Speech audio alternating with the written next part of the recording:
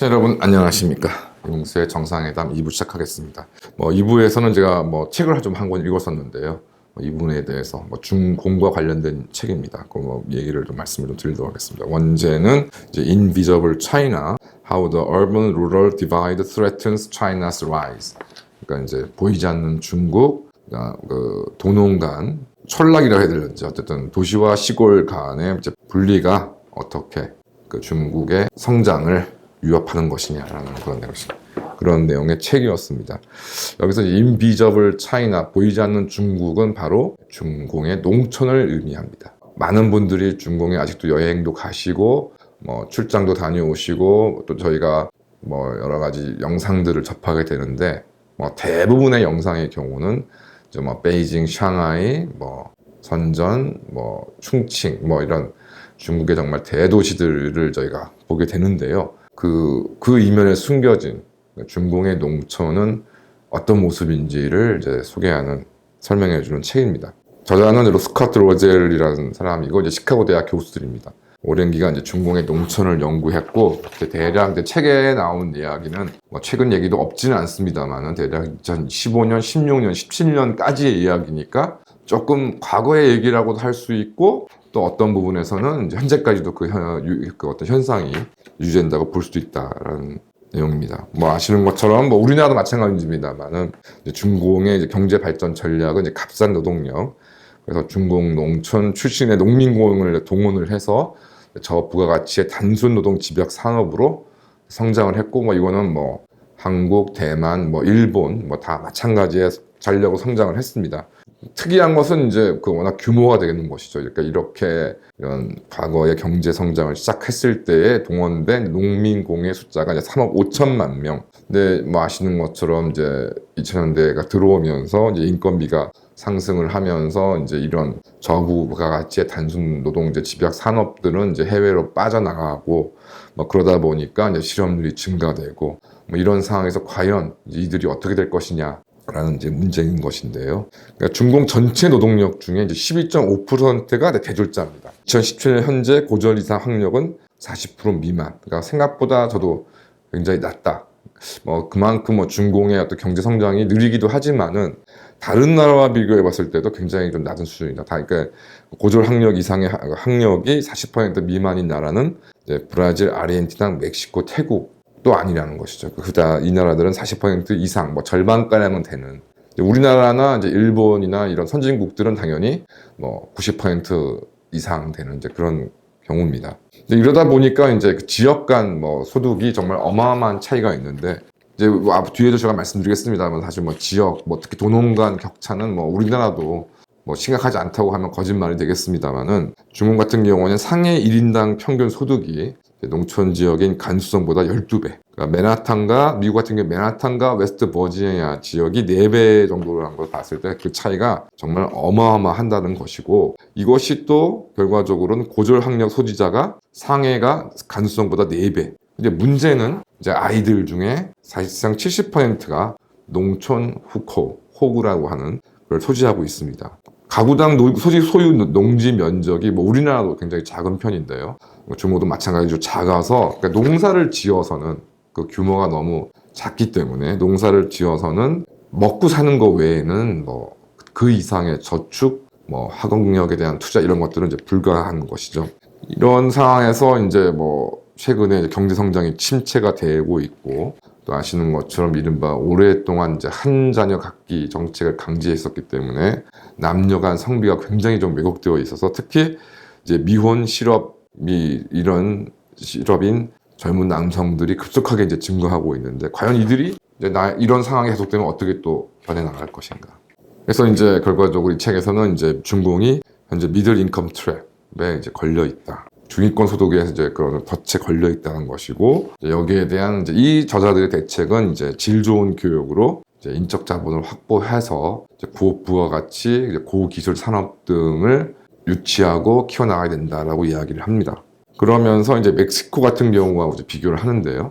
이제 아시는 것처럼 이제 북미 자유협정이 체결된 이후에 이제 정말 멕시코가 90년대에는 아메리카의 중공을 손꼽혀 왔습니다. 그래서 대거 선진국에서 이제 기업들이 유치돼서 전자 산업들이 이제 굉장히 활성화되었었는데 이제 2000년대 이후에 이제 단순 조립과 같은 이런 저기술 산업이 이제 밖으로 유출하면서 이제 실업자가 증가가 되었는데 이 기간 동안 멕시코는 마찬가지로 교육 인프라를 구축하는 데 실패하게 되고 뭐 그러다 보니까 실업이 증가하게 되고 이런 이 실업에 견디다 못한 이제 많은 특히 젊은 사람들이 이제 범죄에 빠지는 그래서 이른바 비공식 경제가 이제 확장이 되고 그 추산에 따라서는 멕시코 전체 뭐 특히 이런 빈곤 지역 같은 경우는 전체 노동자 중에 50%가 이제 비공식 경제 이것이 이제 좋게 말하면 비공식 경제인데 이제 허가받지 않은 노점 뭐 이런 것들과 함께 이제 여기 주요하게 마약 범죄가 여기 들어가는 것이죠.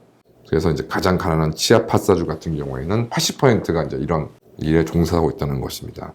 이것이 이제 악순환을 만드는 것이죠. 말 그대로 비공식 경제이기 때문에 국가나 지방 정부가 어떤 세수를 확보할 수가 없고 그러니까 재정 수입이 부족하게 되고 재정 수입이 부족하게 되니까 교육 등 인프라에 투자할 수가 없고 또 이런 사람들이 말씀드린 것처럼 마약 범죄, 마약 카르텔에 많이 종사하기 때문에 범죄가 증가하게 되고 그러다 보니까 2007년부터 2014년까지 멕시코에서 약 15만 명이 이제 살해가 되었는데 이는 이제 같은 기간 아프간이 전쟁을 겪었던 아프가니스탄과 이라크보다 높은 것이었고 뭐 미국의 살인 범죄가 정말 심각하다고 얘기하지만은 요 기간 동안에 멕시코의 살인율은 미국의 3배 내지 4배에 넘는다.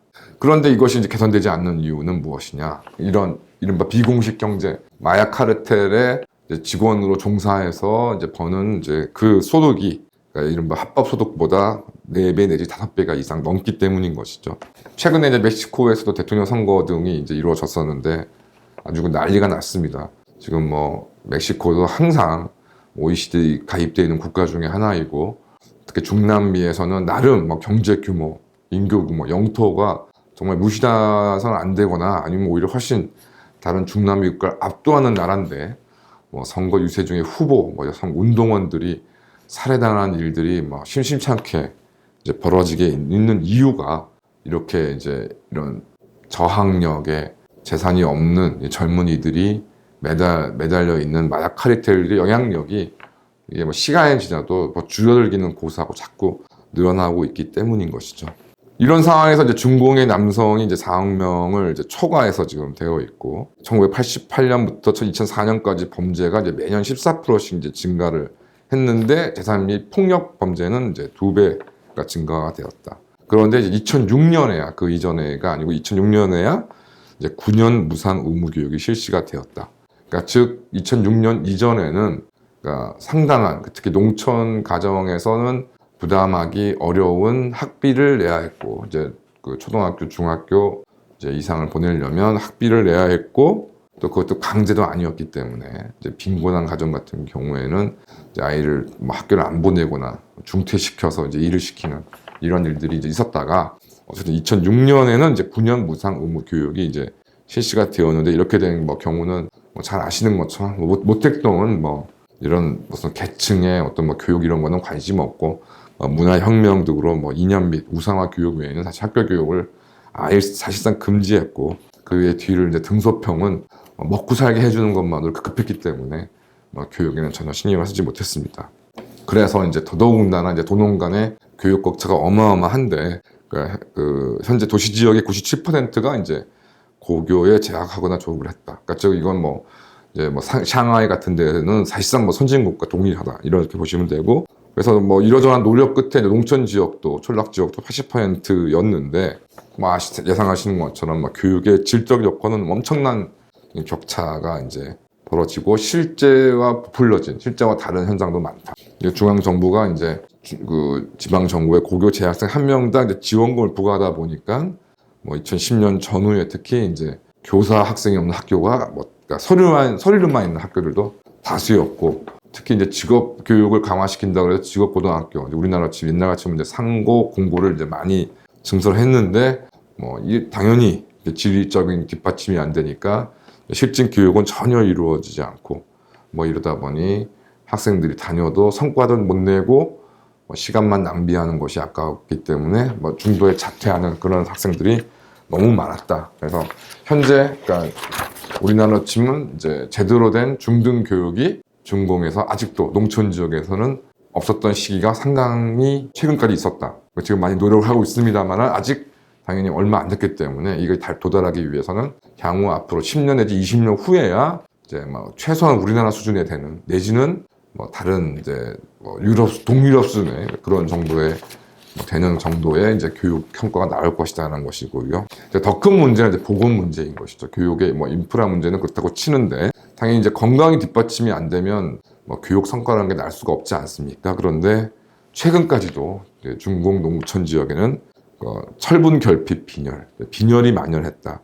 그래서 2009년부터 2012년까지를 봤을 때 전체 농촌 초등학생들의 30%가 이제 빈혈에 시달렸고, 그러니까 이제 시력이 나쁜데도 안경을 쓰지 못하고 있는 학생들. 그래서 교정되지 않는 시력 장애가 사실 뭐 동남아 전체의 문제이기도 하지만은 중국 같은 경우에 초등학교 3학년 경우에 9%, 초등학교 6학년 경우에 32% 농촌 학생들이 이제 시력이 나쁨에도 안경을 쓰지 못하고 있는 그런 상황이 있었다. 그 다음에 또 세 번째가 한때 이제 우리나라에서 심각했습니다만은 이제 기생충 감염.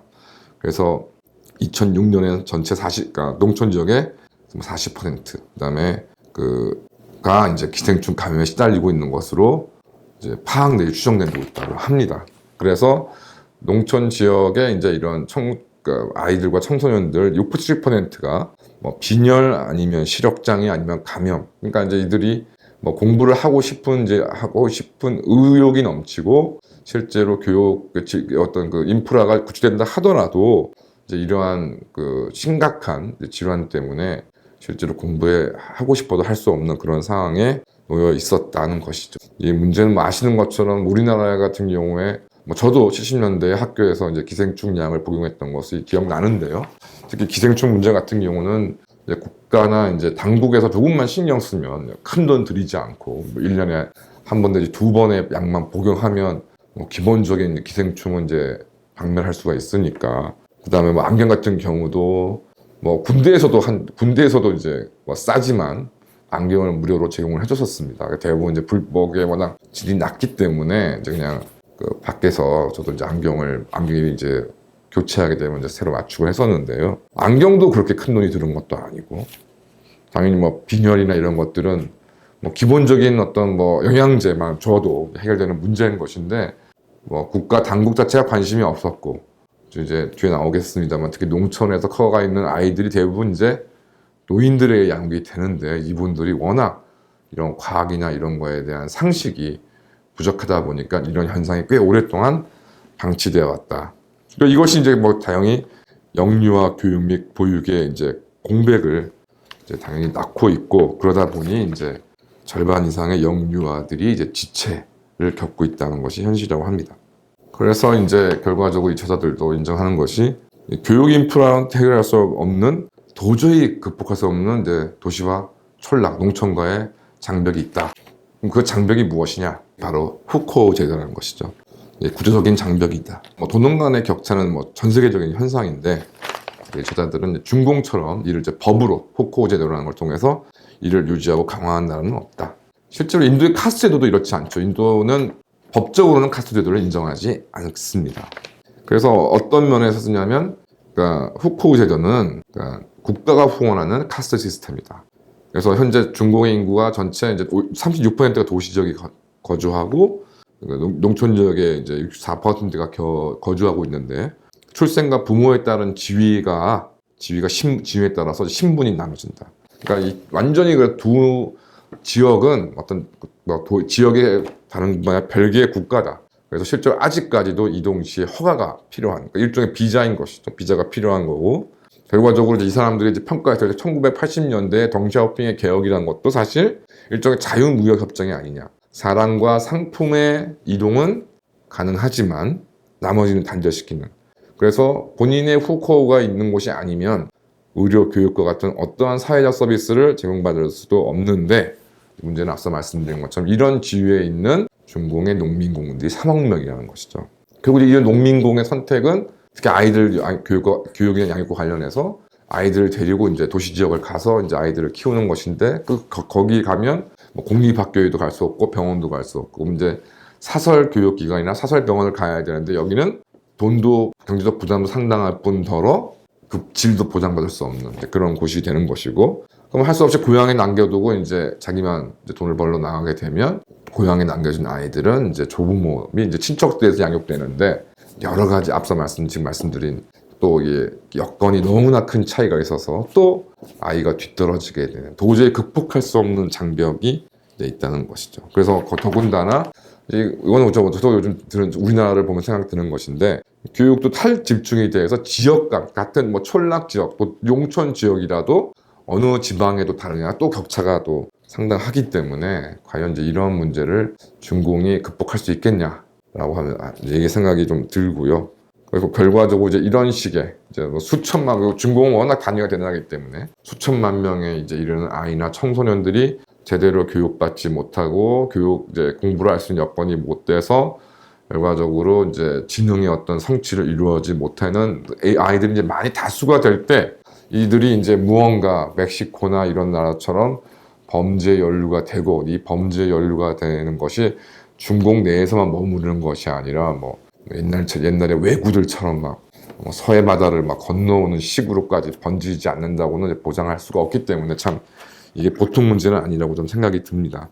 그렇다면 이제 저자들 계속 이제 자문하는 것이 그러니까 뭐 우리도 알다시피 이제 뭐 베이징 대학이라던가 뭐 칭화 대학이라던가 이런 대학들에 정말 어쨌든 그게 뭐 옳고 그름을 떠나서 어마어마한 인재들이 쏟아져 나와가지고 뭐 중공 및 세계의 어떤 기술과 산업을 선도하고 있는데 이들로 인해서 과연 이 농민공 내지는 이런 사람 저 이후에 있는 민중들을 책임질 수 있을 것이냐 그거는 뭐 요즘에 나오는 기본소득제를 도입한다면 모를까 불가능할 것이라고 생각이 들고 저도 현실적으로 가능하지 않을 거라고 생각이 듭니다. 그렇기 때문에 참 이런 부분들이 그러니까 중공 자체의 어떤 발전을 근본적으로 저해할 수밖에 없다는 생각이 좀 들고 뭐 시진핑이나 이제 중공 국가 지도자들이 워낙 딴 생각들만 하고 앉았기 때문에 뭐 이 문제가 과연 해결될 수 있을까?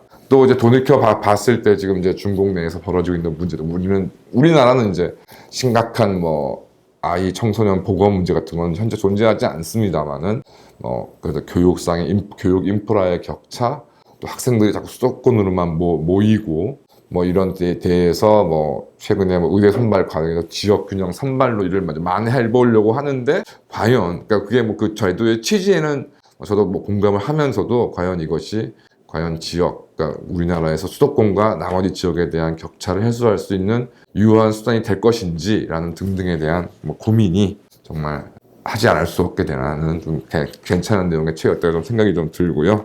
어쨌든 이제 이게 중공이란 나라가 이제 참 잘 돼도 문제고 잘 안 돼도 문제인 것이 이제 잘 되면 그 힘을 가지고 이제 한국을 이제 억누르고 탄압하고 쳐들어왔던 게 또 문제고 이게 혼란에 빠지면 또 쳐들어옵니다. 그게 대표적인 게 이제 고려 말의 홍건적인 난인 것이죠. 그래서 중국 땅에서 이제 근거를 못 찾으니까 피하고 약탈하기 위해서 이제 고려로 쳐내려오면서 고려가 아주 엄청난 고통을 겪었었는데요. 뭐 그런 현실도 이게 참 어찌 보면은 실현 불가능한 것이 아니어서 여러 가지 좀 생각이 좀 들게 하는 내용이었던 것 같습니다. 감사합니다.